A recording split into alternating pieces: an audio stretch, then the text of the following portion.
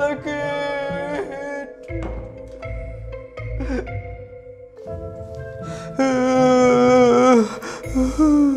Sakit macam baru lepas kena gigit dengan harimau. Sakit. Ihsan bin Hasan, masuk. Wish aku good luck Good luck. Ihsan, jangan takut Ihsan. Sakit sikit je.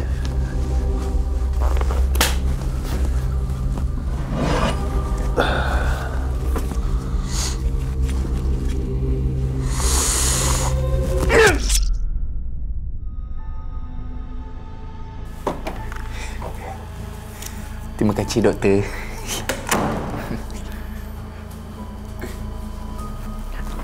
Tengok ni, Loli.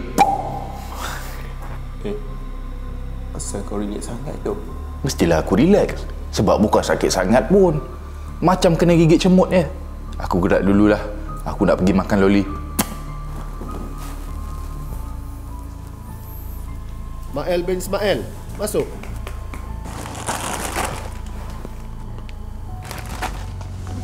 Laju kau Mael, tak sabar Come on doktor, make it fast and quick Okey, sikit dia tak sakit pun. Duduk. Jangan kau lelaki. Bismillah.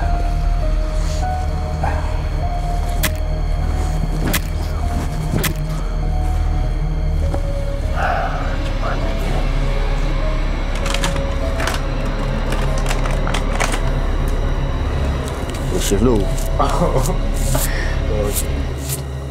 Kau ni baik cakap lah sebagai pesakit. Nah, biar tidur.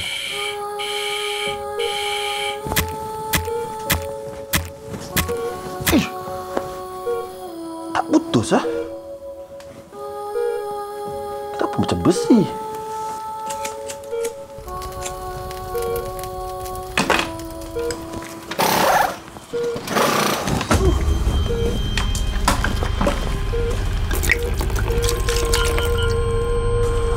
Jadi bodoh.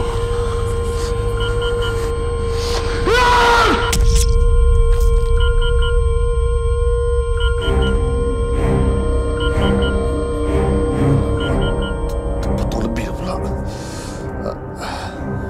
Mael, cakap dengan mak lebih kurang halal and say sorry to your future wife. Mama, nak susu? Nak susu. Dah besar panjang pun minum susu botol lagi. Iyalah mak. Sakit macam kena gigit harimau. Yelah tu.